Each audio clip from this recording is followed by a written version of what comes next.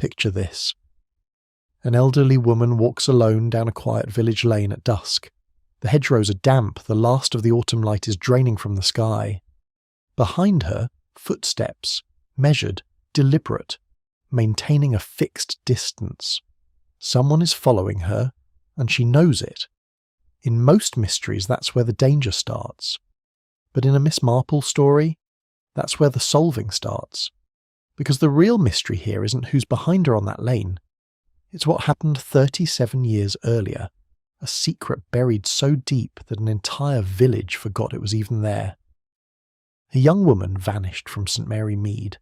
A young man was sent away with no explanation. And a child was born that nobody ever spoke of again. Every clue was laid out for you in this story. The lilies on the mantelpiece, the silence around a single name, the 3 seconds of unnatural stillness over a teacup, and I'd bet you missed most of them. That's exactly what you were supposed to do. The story pulls your attention one way while the truth sits quietly in the other direction. By the end of this video, you'll see how Miss Marple pieced together a decades-old deception without leaving her village and without ever accusing anyone of anything. She solved it by understanding people. Hit subscribe and the bell so you don't miss the next breakdown. Let's get into it. Here's what the story wants you to believe. A man named Julian Avery shows up in St. Mary Mead. He's about 45, well-dressed, carefully spoken. He books an indefinite stay at the Blue Boar and tells anyone who asks that he's a distant relation of the recently deceased Raymond Avery, come to settle estate matters and learn about Raymond's early years. Perfectly reasonable, perfectly tidy.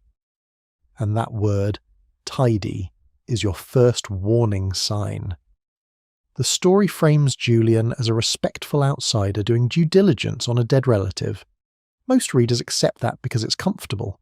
It lets you settle into the charming village details, the allotments, the church services, the curate who keeps knocking things over.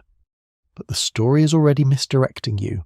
3 characters matter, and each is introduced in a way designed to shape your assumptions before you have real information.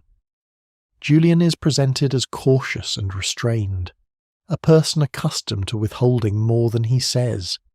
That's a red flag disguised as a character description. When a person is withholding, they already know something. Julian isn't here to learn the story. He's here to confirm it.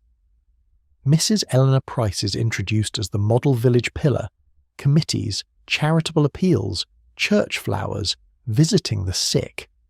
The story practically stamps reliable community figure on her forehead. That's the trap. It's teaching you to trust Eleanor's version of events before she's even told it. And Miss Marple, she's watching what Julian doesn't ask. He asks about Raymond's temperament, his social life, his work. But he never mentions a woman named Margaret Price, Eleanor's younger sister. That omission is the engine of the entire mystery, handed to you in Chapter 1, and most readers glide right past it. The real story isn't about a man researching a dead relative. It's about a son searching for his mother, and the person who holds the answer has been keeping it locked away for nearly 4 decades. Now the moment that cracks this mystery wide open, the moment almost every reader skips right over. It happens in Chapter 1. Miss Marple visits Eleanor under the pretext of returning a borrowed book on pressed flowers. During tea she mentions Julian Avery's name. Mrs. Price's face did not alter. Her hand did not falter on the teacup. Her voice remained composed. Sounds like nothing, right? But then the story gives you this. For perhaps 3 seconds, no more than that, there was in her stillness something of an entirely different order from ordinary self-command. And the story explains it with a metaphor so precise it's practically a confession. It was the difference between a pond that lies naturally undisturbed and one whose surface is being held still by force. 3 seconds, that's the clue. Eleanor's composure isn't natural calm, it's suppression. She's exerting force to appear unbothered, and that distinction is everything. Most people miss it because the story surrounds this moment with social pleasantries. Tea, chrysanthemums, the churchyard wall, your Brain processes it as polite conversation and moves on, but Miss Marple stores it. She understands that the effort it takes to appear unaffected is directly proportional to how deeply affected you actually are. Look at Eleanor's one-word reaction. Interesting. Not how lovely or what brings him here. Just interesting. Then an immediate subject change. That's not casual. That's a rehearsed exit from a dangerous topic. And here's the part you probably missed entirely. Miss Marple mentioned Julian's name deliberately. The book return was a pretext. The social call was a controlled experiment. She introduced a variable, the name Avery, into a stable environment and observed the result. That's not gossip. That's methodology. Now the second clue, and I think the most beautiful piece of storytelling in the entire mystery. When Miss Marple visits Eleanor again in Chapter 5, she notices two things. A framed photograph of Margaret has been moved forward on the mantelpiece, more prominent than before, and beside the settee, a vase of pale lilies. Lilies in October. Eleanor's response when asked about them is the key to the whole mystery. Margaret was fond of them. I keep them when I can find them. On the surface, a touching detail about a sister's devotion. But think about what those lilies mean. Out of season. Not cheap. Not convenient. This isn't a casual gesture. It's a ritual sustained across years, possibly decades. And the photograph moved forward after Julian arrived. Eleanor repositioned Margaret's picture at exactly the moment when Margaret's past was walking through the village in the form of her son. This tells you Eleanor's relationship with Margaret's memory isn't avoidance or guilt. It's active, ongoing grief. She's been tending it quietly, through beautiful objects placed with intention. But here's the layer most readers miss. The lilies and the moved photograph aren't just evidence of grief. They're evidence that Eleanor has been waiting for this moment. She didn't panic when Julian arrived. She didn't hide the photograph. She moved it forward. She's preparing not for confrontation, but for acknowledgement. The lilies tell Miss Marple something crucial. This is a woman who wants to speak. She's been carrying something for 37 years, and the weight is visible in every deliberate gesture. Her silence isn't the silence of someone hiding a crime. It's the silence of someone who has never been given the right occasion to put something down, and now the clue that changes everything.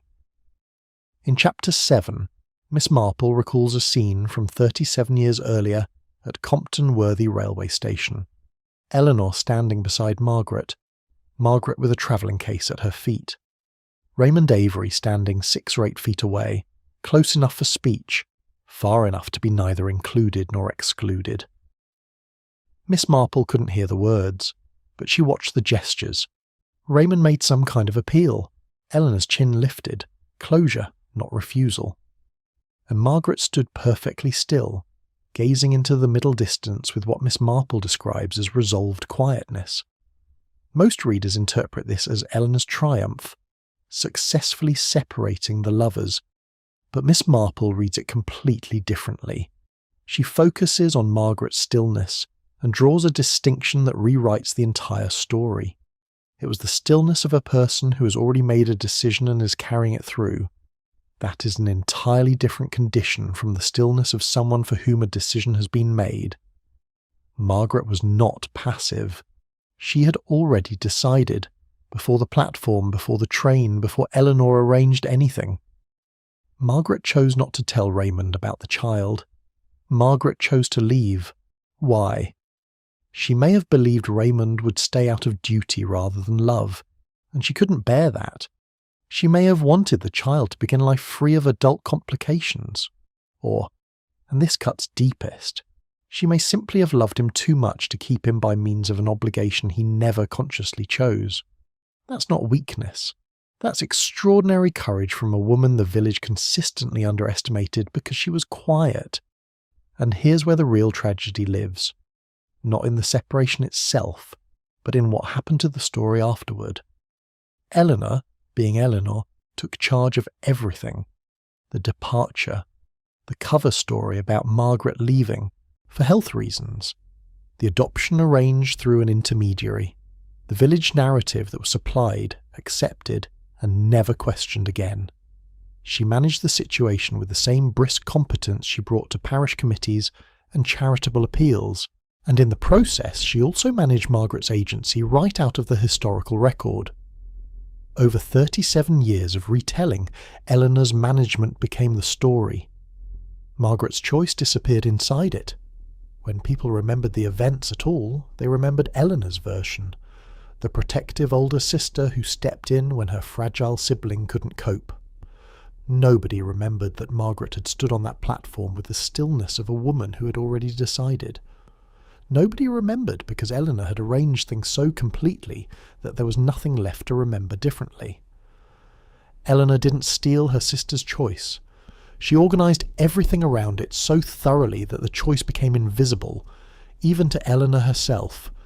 That's not villainy. That's something far more common and far harder to condemn. It's competence without curiosity, management without the question of whether what you're managing was ever yours to manage. Miss Marple sees this because she remembers the one thing nobody else does: Margaret's face at the platform, not grieving, not suppressed, resolved. So how did Miss Marple actually solve it? 3 techniques worth understanding. First, she watches what people avoid. Julian never mentions Eleanor. Villagers change the subject when Margaret comes up. Eleanor talks about Margaret's fragility, but never about her choices. Every gap in conversation is data. Second, she runs controlled social experiments. The book return was a test. She introduced a name and observed the micro-response. After church, she tells Julian he resembles Raymond and that Eleanor has noticed.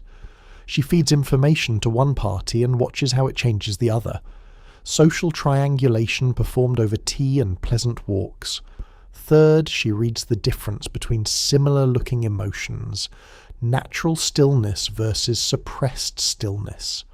A decision made by someone versus a decision made for them. That's her real superpower. The ability to read what's happening beneath an expression that most people would call identical. She can do it because she spent a lifetime studying human behaviour with extraordinary patience and attention. That's why she solves it before you do. Not because she's smarter, because she's more patient. Rapid fire recap. 1. Julian never asks about Eleanor, meaning he already knows. 2. Eleanor's 3-second stillness. Suppression, not surprise. 3. Julian follows Miss Marple because she's the person most likely to know the truth. 4. The photograph moved forward after Julian's arrival. 5. Lilies in October, a private ritual sustained for years. 6. Eleanor calls Margaret fragile, language that removes her agency. 7. The railway platform, where Margaret's stillness is resolution, not suppression. 8. Raymond's unanswered letters, kept but never replied to. 9. The look across the village green, mutual recognition in 2 seconds. 10. Eleanor organised everything so thoroughly Margaret's choice became invisible. Every clue was in plain sight. Miss Marple just read them first. Here's what this story is really about. It's about how love, real, genuine, well-intentioned love, can become a form of erasure. Eleanor loved Margaret. The Lilies prove it. The 37 years of grief prove it. But her love expressed itself as management, as control, as deciding what was best so thoroughly that the person being protected lost her voice entirely. And the deepest tragedy? Margaret did make a choice, a brave, painful choice. But because Eleanor was better at organising than Margaret was at insisting, that choice was absorbed into Eleanor's narrative until it disappeared. Miss Marple says something near the end that I think is one of the wisest observations in mystery fiction. The most common form of human unhappiness isn't wickedness or stupidity. It's the accumulated consequence of people doing their best in circumstances that did not reward their best with any great fairness. No villain, no scheme, Just people trying their best and still causing 37 years of unnecessary sorrow. That's the kind of mystery only Miss Marple can solve, because it's not about what happened. It's about why it was allowed to keep happening. Whose side are you on? Eleanor's or Margaret's? Was Eleanor protecting her sister or overriding her? Drop your answer in the comments, and if this breakdown made you see the story differently, subscribe and hit the bell. We do this every week, pulling apart mysteries and showing you what was hiding in plain sight. Until next time.